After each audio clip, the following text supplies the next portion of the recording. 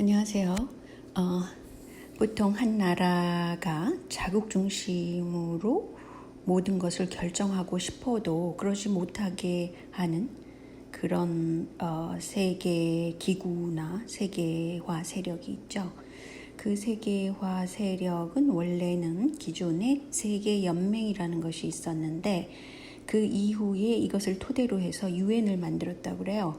그 다음에 현재는 지금 그 뉴 월드 오더라는 그런 단일 정부 계획을 지금 실행하고 있는 단계에 있습니다. 왜냐하면 특히 그 요새 언택 사업을 일으키는 이유, 그리고 그쪽으로 돈이 중국뿐 아니라 이 미국에 있는 주식시장도 온통 그 언택 사업으로 가고 있잖아요. 물론 그 빌미는 코로나로 인해서 그렇다고 그러지만 이 때문에 코로나의 역할이라는 것은 굉장히 중요한 것이죠. 어쨌든 그렇게 해서 이 언택 사업을 통해서 세계 전체에 있는 인구들을 통제하는 시스템으로 지금 마구 달려가고 있습니다. 그리고 뭐 중국은 개개인의 그 얼굴 인식기뿐 아니라 그 통제를 이미 하고 있고, 그리고 이 서방 국가들이라는 것은 개인의 자유를 인정한다고 하지만 그런 것이 아니라 인터넷 세상을 만들면 모든 그 데이터 속에 자기의 정보가 노출되게 돼 있잖아요. 그래서 현재는 그런 쪽으로 가고 있다는 것입니다. 이게 현실이에요. 그런데 유엔이라는 것을 보통 보수당 쪽에서는 유엔을 기구를 별로 좋아하지 않죠. 가령 뭐 트럼프도 가끔가다 그런 얘기를 하잖아요. 유엔을 자기는 신용하지 않는다. 뭐 국제기구를 자기는 그다지 신용하지 않는다. 그렇게 얘기를 하는데 국제기구를 신용하는 쪽은 사실은 민주당 쪽 사람들이 국제기구에 굉장히 그 기대고 소로스 같은 경우에는 만들었잖아요. 그 사사카와랑 더불어서 어쨌든 간에 그 유엔은 1941년 런던 선언으로부터 시작됐다고 그러는데 유엔 자체가 세계화 세력이 만든 것이라고 그럽니다. 근데 유엔의 엠블렘을 이렇게 보면은요, 이것이 소련의 상징과 굉장히 비슷해서 앞으로 그 소비에트로 변모시키는 그런 방법을 쓰지 않겠나, 그렇게 보는 사람도 있습니다. 그런데 이 국제기구에는 수없이 다양한 국제기구가 있죠. 그것을 이제 소로스가 많이 그 주도를 하고 있다고 그러죠. 이것은 그 개별 주권 국가들한테 혼란을 막 일으켜서 주권 국가들을 하나씩 거의 그 주권이라는 것을 없애고 그 하나의 공산주의 체제처럼 단일 정부 속으로 들어와라, 이런 쪽으로 지금 가고 있다고 그래요. 현실이 그렇다는 거죠. 그런데 이제 제가 앞에 동영상들에서 쭉 얘기를 했는데 이 유엔이 굉장히 그 흥미로운 부분이 유엔입니다. 그건 뭐냐면 유엔이라는 이름 자체는 루즈벨트가 제안한 것이고 1942년에 선포된 기구라고 그러는데요. 처음 그 유엔 사무총장 으로 역할을 했던 미국 대표는 공산주의자 알가 히스라는 사람이었다고 합니다. 흥미롭죠? 그런데 이 유엔이 지금 추구하는 쪽은 뭐냐? 그리고 이제 이런 국제 기구를 지금 총괄하는 그 힘은 아무래도 그 뭐 유럽 쪽에는 로스차일드, 미국 쪽에는 록펠러, 뭐 이런 힘들이, 자본력이 있잖아요. 이 자본력이 생각하는 건 뭐냐? 그 원래 작은 그 민족들이 서로 자기네끼리 뭉치지 못하게 동질성을 없애버리자, 이런 생각을 하고 있다고 그럽니다. 그래서 더 이상 그 개개 국가의 문화와 전통, 혈통 이런 것을 갖지 못하도록 그렇게 만든다. 그럼으로써 그 탑에 있는 지배 세력은 보다 쉽고 편하게 그 각 작은 나라들의 그 주권을 쥘 수가 있는 거죠. 일종의 권력을 행사한다는 것이죠. 그런데 이것을 하기 위해서 가령 오바마라는 사람은 그 전에 미국 대통령이 했던 것과 똑같이 하나의 전범이고 꼭두각시다. 왜 전범이라고 이 사람은 이란 방송에서 얘기를 했냐면요. 오바마가 테러리스트 목록에 있는 사람들한테 무기를 제공해 줬다는 겁니다. 이것은 중동 쪽에서 말하는 것도 우리가 들어야 되겠죠? 그래서 이렇게 말하는 사람들이 있는 것을 보면 결국은 무엇이냐? 그러니까 어떤 대통령으로 선출됐다는 것은 하나의 꼭두각시일 뿐이라는 것을 말하고 싶은 것이죠, 이 사람은. 그런데 현재 지금 다이버시티라고 그래서 그 한국에 특히 다문화주의, 다민족주의, 유럽에도 이게 큰 문제가 되고 있잖아요. 그런데 이것은 출신 국가나 피부색, 종교, 사회계층, 성 관련 정신 상태까지 굉장히 다양한 사람들이 포함되어야 한다.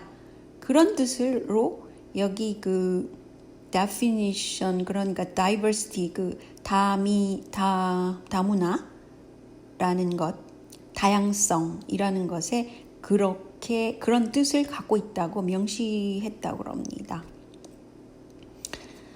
그러니까 막 다양하게 섞여 있어라 이런 거죠. 한국에 그래서 다문화주의가 왜 이렇게 이슈가 됐냐. 민주당 쪽에서 집권을 했을 때 이게 다이버시티, 다문화주의가 이슈가 된 거잖아요. 왜냐하면 이 다문화주의로 한 국가가 가면 그것은 곧 내셔널리스트, 자국 중심의 생각을 못하도록 하는 것이 다문화주의다. 이런 겁니다. 그래서 소위 좌파들이라는 것은 여기서 말할 때 세계화주의자들이거든요. 소수 집단들을 이용하는 것 중이다. 이렇게 말하고 있습니다. 그런데 다문화주의라는 것은 하나의 무기라는 것이죠. 이념적인 무기. 국가 중심적으로 국가주의로 똘똘 뭉치지 못하게 하는 그런 이념, 무기라는 거예요. 근데 실제로 다문화를 해야 된다, 다문화가 좋다라고 떠드는 그런 리버럴리스트들, 자유방임주의자들은 오히려 백인들 속에, 부자인 백인들 속에 파묻혀서 살고 있다라고 그걸 비난하는 사람도 있습니다. 근데 사실은 다문화주의로 하게 되면 하버드에서 그 연구한 것을 보면은 그 사회의 단합이 약해지고 불신, 충돌, 갈등 그런 게 막 생기겠죠. 그리고 결국은 삶의 질이 떨어진다라는 학자의 연구도 있어요. 그럼에도 불구하고 그렇게 하고 있다는 거죠. 근데 다문화주의에 반대하는 나라가 이스라엘입니다. 난민 신청자를 1%도 안 받고 있어요. 이것은 또한 일본도 그렇습니다. 일본도 굉장히 자국 중심의 문화를 중시하고 그걸 포장하고 외교적으로, 그리고 난민 신청을 되도록 안 받는 것이 일본이잖아요. 그래서 다이버시티에 반대로 가는 나라. 그리고 이제 사실은 영국도 상당히 많이 다이버스해졌는데 굉장히 다문화주의로 갔는데 이렇게 유럽이 지금 하는 것을 이렇게 보니까 난민들이 이제 보트 피플로 배를 타고 그 중동 쪽에서 오잖아요.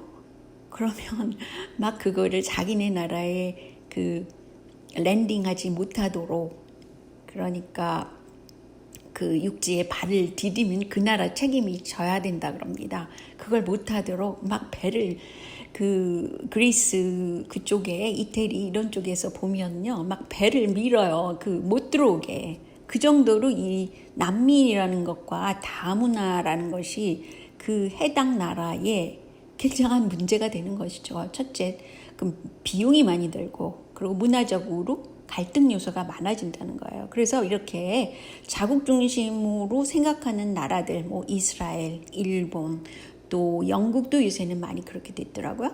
그런 나라들은 이런 다문화주의에 굉장히 반대하고 난민을 안 받으려고 노력하고 있습니다.